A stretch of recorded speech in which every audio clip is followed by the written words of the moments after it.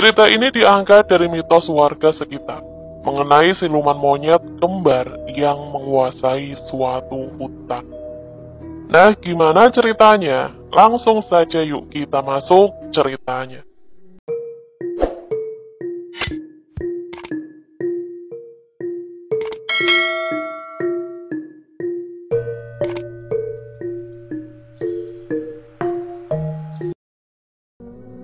Dua ekor kera terlihat melompat dari satu pohon ke pohon lainnya, seolah acuh tak acuh dengan keadaanku yang terbaring lemas. Aku mengira tidak ada lagi harapan hidup untukku yang telah tersesat selama 3 hari di hutan ini. Namun ternyata, tiba-tiba tetesan air mulai memasuki mulutku, sedikit demi sedikit. Setiap tetesnya seolah mengembalikan kembali kesadaranku. Kera. 2 ekor kera itu bergantian mengisi mulutku dengan air, dan beberapa biji-bijian yang membuatku kembali bisa menggerakkan tubuhku. Namun tepat ketika aku mulai bisa bangkit, dengan segera mereka berlari meninggalkanku, masuk ke dalam kegelapan hutan. Linggar Sasena, itu namaku. Hanya seorang mahasiswa biasa, dari keluarga biasa, dan dengan nilai rata-rata. Lalu kalian pasti bertanya, apa yang menarik dari kisahku ini? Memang benar, tidak ada hal menarik dalam kisah hidupku, kecuali mengenai kisahku yang satu ini. Kisah saat aku tiba di sebuah kampung yang bersebelahan dengan hutan, yang disebut warga dengan nama Alas Wetan. Selamat pagi Pak, mohon izin, saya Linggar, yang kemarin meminta izin untuk melaksanakan KKN di desa ini. Ucapku dengan sopan kepada Pak Damar yang menjabat sebagai kepala desa Ranggilawu. Oh, Mas Linggar, silahkan. Monggo dijelaskan kira-kira proyek apa yang mau dijalankan di desa ini. Ucap Pak Damar. Aku menjelaskan kepada Pak Damar mengenai program kerjaku yang memanfaatkan sungai di pinggir desa sebagai pembangkit listrik sederhana yang dapat menghasilkan listrik untuk menerangi jalan masuk desa yang selama ini belum memiliki penerangan. Nah, itu ide bagus Mas Linggar. Walaupun desa ini sudah masuk listrik, tapi untuk beberapa akses ke sini memang masih gelap di malam hari. Pasti berguna, Mas. Ucap Pak Damar yang setuju dengan programku. Nanti Mas Linggar dan teman-teman silahkan menginap di rumah sebelah pos desa. Rumah itu milik adik saya yang sedang merantau ke luar pulau. Silahkan digunakan, tapi tolong dijaga. Setelah mendapatkan izin, aku kembali keluar menemui Via dan Linus, teman yang sekelompok denganku, dalam menjalankan program kerja ini. Karena memang bukan hanya kelompok kami yang melakukan KKN di tempat ini. Mas, mau ke sungai ya? Tiba-tiba seorang ibu bertanya kepada kami, yang memang berniat melakukan survei ke sungai. Iya, Bu, kami mau mengecek lokasi lebih detail, Bu. Jawab Linus dengan sopan. Oh, iya, hati-hati ya, jangan masuk ke hutan. Masih ada hewan buas di sana. Ucap ibu itu mencoba memperingatkan. Yang bener, Bu, kok serem? Memangnya hewan apa yang sering muncul, Bu? Tanya Via yang mulai was-was. Tenang, kalau kalian nggak masuk ke hutan aman kok. Di sana ada kera atau monyet buas yang sering menyerang warga yang masuk ke hutan. Jelas ibu itu. Kami saling berpandangan seolah sepakat untuk menuruti nasihat ibu warga desa itu. Baik Bu, kami nggak akan masuk ke hutan. Terima kasih sudah diperingatkan. Ucap kami pada ibu itu. Setelahnya ibu itu langsung pamit dan melanjutkan kegiatannya. Kami berjalan menyusuri jalan setapak menuju sungai yang dikelilingi dengan pohon-pohon yang masih rindang. Sebuah pemandangan yang jarang sekali kami lihat di perkotaan saat ini. Ah, kalau udaranya seger begini, kayaknya aku bisa betah tinggal di sini nih, Linggar. Ucap Linus yang memang seorang pencinta alam sejati. Iya nih, kalaupun nanti udah beres, boleh juga kita sekali-kali mampir ke sini buat refreshing. Lanjut Via. Aku hanya menggeleng. Bebas mau refreshing, mau menetap, silahkan. Yang penting kita beresin dulu KKN 6 SKS ini. Balasku yang segera berjalan mendahului mereka. Sebuah sungai terlihat mengalir cukup deras dari arah gunung. Kita mulai mendeteksi debit air terbaik untuk merancang peletakan kincir yang akan disambungkan ke dinamo nanti. Namun bukan hanya itu yang kami temukan. Di seberang sungai terlihat sebuah jalan masuk menuju hutan, yang sepertinya terbentuk secara alami. Mungkin hutan itu yang banyak binatang buasnya ya, Linggar? Tanya Via. Iya, mungkin hutan itu. Jangan berani-berani masuk ke sana ya. Bisa nggak bisa keluar kalian. Ucapku memperingatkan mereka. Alah, gak usah sok tegas kamu. Kayak udah pernah ke sana aja. Ucap Linus. Aku menatap kembali hutan itu. Sekilas terlihat kenanganku saat tersesat di sana dari sisi sebaliknya dari hutan itu. Sudah, aku sudah pernah ke sana. Jawabku. Via dan Linus saling memandang. Mereka terlihat kaget dengan jawabanku. Yang benar kamu, Linggar. Jangan bercanda. Tanya Via. Itu dulu, waktu masih aktif di pecinta alam seperti Linus dulu. Udah jangan dibahas sekarang, kapan-kapan saja aku ceritain. Ucapku yang menyibukkan diri dengan schedule prokerku. Sebuah rancangan kasar berhasil kami buat. Linus cukup mudah mengenali medan. Via dengan cepat bisa membuat rancangan kasar dari arahan yang kuberikan. Alhasil akhirnya kami mampu menyelesaikan tujuan kami, walau sedikit melewati waktu maghrib dan langit mulai gelap. Sesaat sebelum kembali, mendadak Via berhenti dan menoleh ke belakang, tepat ke arah gerbang masuk hutan ini. Linggar, Linus, kalian dengar suara tadi nggak? Ucap Via. Aku dan Linus saling berpadu pandang dan segera menggeleng, karena memang kami tidak mendengar suara apapun di sana. Dan akhirnya kami melanjutkan perjalanan untuk kembali ke desa. Merasa lelah dengan aktivitas seharian ini, kami segera kembali ke rumah singgah. Sebuah obrolan singkat terjadi di antara beberapa kelompok, sebelum akhirnya kami beristirahat di kamar kami masing-masing. Kamar pria diisi oleh 6 orang, walaupun cukup banyak, kamar ini masih terasa cukup lega, sehingga kami bisa tidur dengan nyaman. Sampai tiba-tiba aku mendengar suara yang membuatku tersadar. Semula aku mendengarkan seperti bisikan biasa, namun lambat laun suara itu mulai terdengar, seperti mantra yang membuatku merasa merinding. Sebelum aku sempat terbangun, terdengar suara seseorang di antara kami berdiri dan mengambil sesuatu dari tasnya. Pergi, jangan mencari perkara dengan teman-temanku. Terdengar suara Linus menjadi berat, seperti mengancam sesuatu.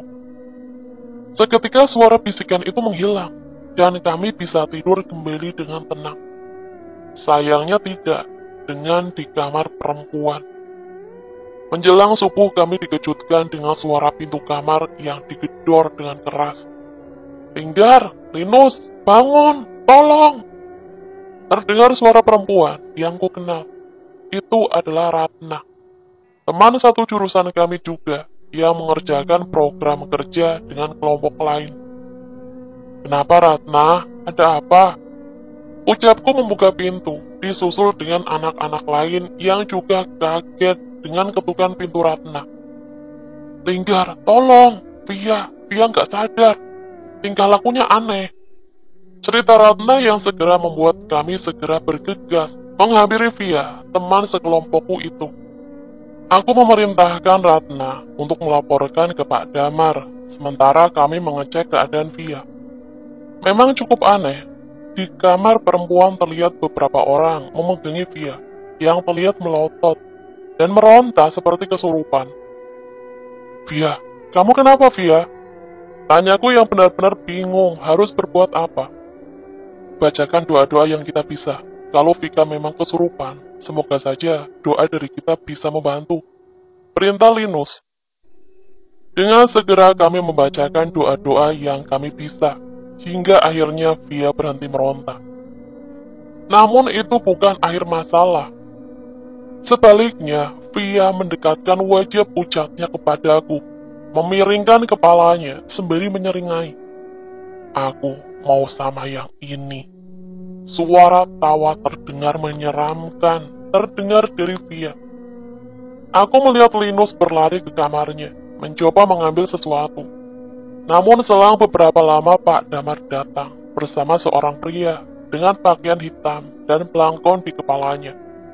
Tanpa menunggu lama bapak ini mengambil air, membaca sesuatu dan memaksa meminumkannya ke Via. Seketika Via kembali terbaring di kasurnya, seolah kehilangan tenaga. Linus yang kembali dari kamar menghela nafas lega ketika melihat Via mulai pulih dan segera menyembunyikan sesuatu yang ia ambil dari kamar. Ini Pak Dirman, salah satu yang kami percaya dalam mengurus masalah beginian. Jelas Pak Damar. Salam kenal Pak Dirman, saya Linggar. Sebenarnya Via ini kenapa ya Pak? Tanyaku yang penasaran. Pak Dirman mengajak kami keluar ke teras dan membicarakan di luar untuk memberi waktu Via untuk istirahat. Mas Linggar, jangan terlalu dibesarkan ya, takutnya anak-anak yang lain jadi panik, ucap Pak Dirman. Beliau memastikan Via hanya kesurupan roh halus biasa, dan tidak ada yang perlu dikhawatirkan. Apabila ada yang aneh, kami diminta untuk melapor kepadanya. Setelah sedikit berbincang dengan Pak Dirman dan Pak Damar, kami kembali masuk ke kamar Via, dan memastikan kondisinya yang telah mulai sadar. Pocong, semalam ada pocong di kamar ini, ucap Via yang masih merasa ketakutan. Kain kafanya hampir seluruhnya menghitam. Dia seperti berbisik, sesuatu yang mirip dengan mantra. Sangat mengerikan apabila yang diucapkan oleh Via ternyata benar. Namun ucapannya mengingatkanku pada kejadian semalam di kamar kami juga. Tapi sepertinya aku tidak perlu menceritakan hal ini agar tidak memperparah keadaan. Setelah kejadian itu, anak-anak saling bergantian menjaga Via di rumah singgah. Sementara aku dan Linus melanjutkan prokerku di sungai terlebih dahulu, sebelum nanti bergantian menjaga Via.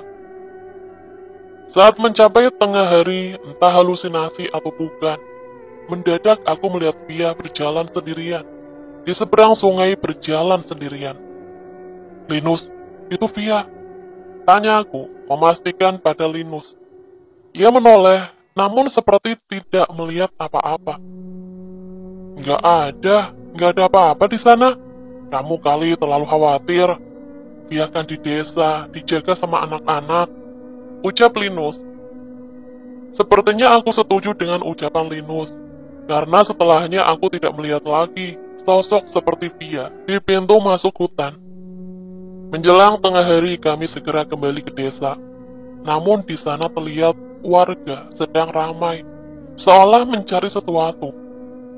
Linggar, Via hilang Linggar, ucap Ratna yang segera menghampiriku ketika masuk ke desa. Yang benar kamu, bukannya pada gantian jagain? Tanyaku bingung. Iya, aku yang jaga. Aku sama sekali nggak lihat siapapun keluar kamar. Jendela juga tertutup. Tapi pas mau nganter makan siang, tiba-tiba Via nggak ada. Jelas Ratna. Aku tidak tahu harus berbuat apa. Kami membantu mencari ke seluruh penjuru desa. Hingga petang, namun tidak dapat menemukan jejak Via. Linggar, jangan-jangan yang kamu lihat masuk ke hutan itu beneran Via? Tanya Linus padaku. Aku berpikir sejenak dan membayangkan kemungkinan buruk yang terjadi. Dengan segera aku melapor ke Pak Damar, berharap mereka mau membantu mencari keberadaan Via. Sudah, Mas Linggar di desa saja, tunggu di sini bersama yang lain. Biar saya dan pemuda desa yang mencari ke hutan, ucap Pak Damar. Aku tidak setuju, begitu juga dengan Linus. Kami memaksa untuk pergi, sementara kelompok lain tetap di desa. Saya juga ikut. Mudah-mudahan kemampuan saya bisa menjaga, supaya kita semua bisa kembali dengan selamat. Tiba-tiba Pak Dirman datang menghampiri kami dan Pak Damar. Dengan peralatan seadanya yang kami punya, kami memasuki hutan yang dipenuhi dengan berbagai macam tumbuhan semak belukar. Tidak seperti hutan yang sering kami lihat di setiap perjalanan. Hutan ini benar-benar terasa seperti hutan liar, di mana jalur untuk berjalan saja sulit untuk dicari. Sekelebat aku seperti melihat kobaran api menyala dari sisi hutan. Namun saat aku menoleh, hanya kegelapan yang terlihat di sana. Mungkin saja itu cahaya api dari obor warga, pikirku. Tak lama setelah itu terlihat, dari kegelapan hutan, beberapa pasang mata memantau kami dari kegelapan. Suara keras saling bersautan terdengar mengelilingi kami. Jangan sampai ada yang terpisah dari kelompok, mereka mulai terusik, ujar Pak Dirman. Setelah membacakan suatu doa atau mantra, Pak Dirman membakar sebuah kayu seukuran lengan dan melemparkannya ke arah kegelapan hutan itu. Seketika api itu berubah menjadi kobaran yang mengusir keberadaan kera-kera itu. Namun sayangnya tidak semudah itu. Kera-kera yang kabur itu segera kembali ketika sepasang kera mengeluarkan suara seolah memberi perintah kepada pasukannya. Sekumpulan kera itu kembali menyerang kami, dipimpin seekor kera yang terlihat paling pintar di antara mereka.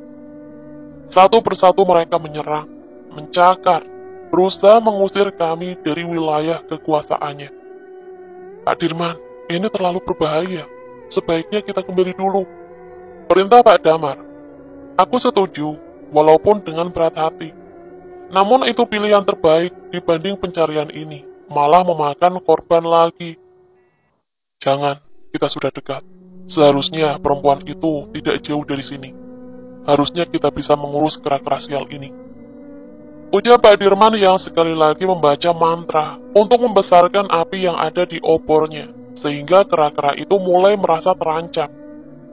Dengan ucapan Pak Dirman, kami semua berusaha sekuat tenaga membalas serangan kera-kera itu. Dengan obor, kayu, batu, kami berusaha sekuat tenaga menahan serangan kera-kera itu, hingga satu persatu kera itu tidak berdaya. Terlihat dengan bantuan warga desa, Pak Dirman bisa fokus menghadapi kedua kera yang memimpin pasukan kera yang kami lawan. Sekilas aku melihat pertarungan mereka tidak seperti pertarungan biasa. Pak Dirman menggunakan ajian di setiap pukulannya, hanya untuk menghadapi kedua kera itu. Pukulan demi pukulan dihantamkan oleh Pak Dirman ke tubuh kera kecil itu, hingga beberapa kali terpental. Namun seolah tidak mau menyia-nyiakan kesempatan, Pak Dirman mencabut sebuah pisau kecil dari sakunya dan bersiap menusuknya pada kera yang sudah tidak berdaya itu. Sekilas aku teringat mengenai keberadaan kera yang menolongku saat tersesat di hutan ini. Pak Dirman, sudah. Ucapku yang segera menarik tubuh Pak Dirman dan menahannya untuk membunuh kera itu. Minggir Mas Linggar, kera ini harus mati agar tidak ada lagi yang mengganggu warga desa yang masuk ke hutan. Ucap Pak Dirman. Aku sekuat tenaga menahan Pak Dirman dan segera mengecek kondisi kedua kera yang terbaring tak berdaya. Sudah Pak, mereka sudah mati, tidak ada napas lagi. Jangan berbuat lebih jauh dari ini. Ucapku yang setengah berbohong karena tidak tega apabila melihat kera-kera ini dihabisi dengan brutal oleh Pak Dirman. Ya sudah, kalau tidak ada halangan lagi kita lanjut saja. Ucap Linus yang sepertinya setuju dengan perbuatanku. Ke arah mana Pak Dirman? Pak Dirman memejamkan mata sejenak dan menunjuk ke arah utara, tempat di mana cahaya bulan menerangi dari sela-sela tanaman yang rindang. Kami berjalan cukup lama, sebelum akhirnya seorang pemuda menunjuk sebuah tempat yang dikelilingi bebatuan berlumut. Itu Pak! Ucap pemuda itu. Kami menoleh, terlihat bayangan seorang wanita sedang berdiri di tengah bagian hutan yang lapang itu. Jangan-jangan itu Mbak Via, ucap Pak Damar yang mulai merasa lega. dan segera mengajak kami mengecek ke sana. Kalian jalan duluan, sepertinya saya sedikit terluka akibat gerak-gerak itu, ujar Pak Dirman yang seolah merasa kesakitan. Saya obatin dulu Pak, ucapku sambil mempersiapkan kotak P3K, namun segera ditolak oleh Pak Dirman. Sudah sana, jemput temanmu dulu, saya tidak apa-apa, balasnya. Setelah meyakinkan luka Pak Dirman tidak parah, kami segera menghampiri sosok wanita yang berdiri di tengah hutan itu. Itu adalah salah satu bagian hutan dengan tempat yang cukup lapang dibandingkan sekitarnya, walaupun masih ada pohon di setiap beberapa meter. Via, ucapku memanggil wanita yang berdiri di tengah kegelapan hutan itu. Sayangnya, ia tidak menjawab sama sekali. Aku menghampirinya, mendekat. Aku bisa memastikan bahwa itu Via dari pakaian yang ia pakai. Namun saat mendekat, aku mulai sadar bahwa Via sedang menatap terpaku ke sebuah sudut hutan. Seharusnya kalian tidak ke sini. Tiba-tiba Via menoleh ke arahku dengan wajah yang pucat, dengan air mata yang mengalir tanpa henti dari matanya. Kita semua akan mati. Lanjutnya, Linus dan seluruh warga desa merasa bingung dan segera mendekat ke arah Via. Sudah Via, tenang saja, ayo kita kembali, ucap Linus yang berusaha menenangkan Via.